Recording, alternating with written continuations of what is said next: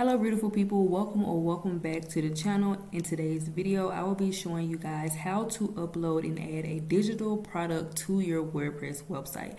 So if you are a digital product seller, if you just sell digital products within your business, this is a way you can actually sell those using WordPress. So obviously the first thing you want to do is go over to your products and click on add new. If you do not see the products tab over here, that is because you do not have WooCommerce installed, which I did go over this in my previous video, so be sure you guys go back and watch that video if you do not see this tab. But after you see this tab, because you successfully installed WooCommerce and you are ready to go and start adding new products to your website, you want to click on add new. I'm just going to keep this very simple because I'm just showing you guys the basics of how to do this. The first thing you want to do obviously is put your title. I'm just going to put ebook. So again, if you are looking to sell ebook, maybe a checklist or, anything that's digital, you can do that. Maybe even if it's like a picture or something, you can do that. Make sure you do put a description. I'm going to skip over that for now, but make sure you are putting a nice informative descriptive description for all of your products on your website. So the first thing to note is that you want to make sure that the product data stays on simple product because it's neither one of these, but you want to make sure you click on virtual and downloadable.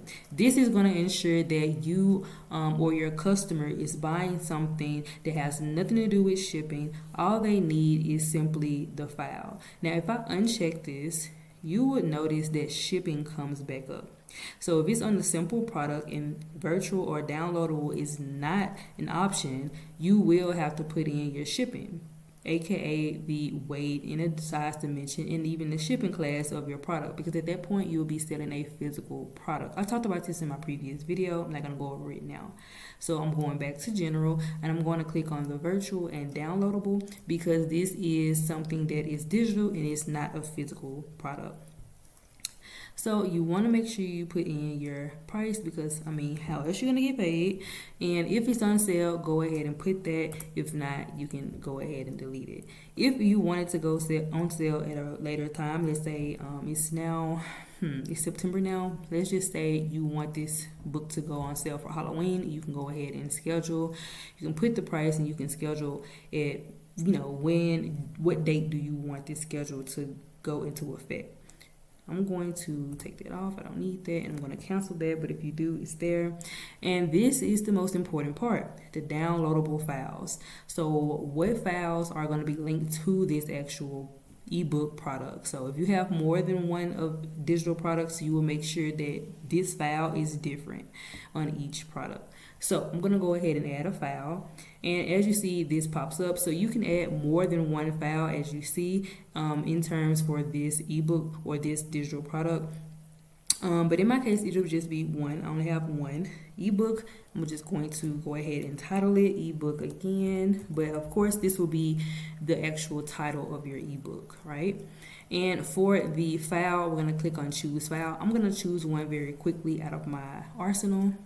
All right, so now you see they did automatically generate a URL, and you can see what this means. It's nothing you have to technically just worry about too much, because once you add your file, it's going to automatically generate the file URL, which is really good because you can use this to link to buttons and things like that, which I will show you guys in a different video. But let's just say somewhere on your website you want them to just click a button that says, click here for a free download. Let's just say if you were to upload this into your media, so if you uploaded a free ebook into your media, you can just grab the URL and link the URL to a button. That's essentially what the file URL is for. It's really useful that they have this, although you don't have to worry about this because you're making this the actual product, meaning it's going to have a cost to it. So no one needs or will need this URL anyways.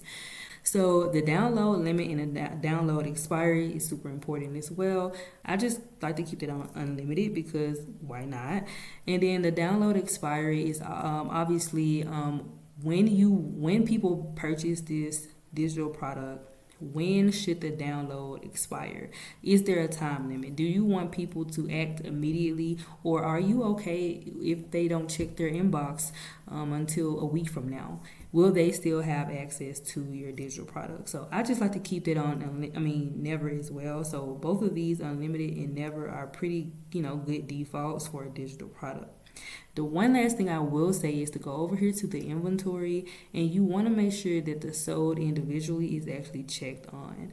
This will just make sure that it only limits the purchase for one per order, meaning you don't want anybody to accidentally purchase 2 of these ebooks and spend $80. You don't want that, and your customers sure as hell don't want that. So you want to make sure that you go ahead and check this. That way everybody can only buy this one time per order. So they won't technically have to buy it one time, but in one order process they can only purchase one at a time.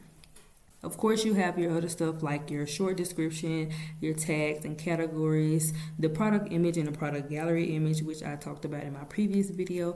But in a nutshell, that's pretty much it. So once you do set up and add all of these other credentials for your product, you want to go ahead and publish it, and you will see it on your site. So in a nutshell, all you want to do is just make sure that you do check virtual and downloadable and actually choose your digital products file.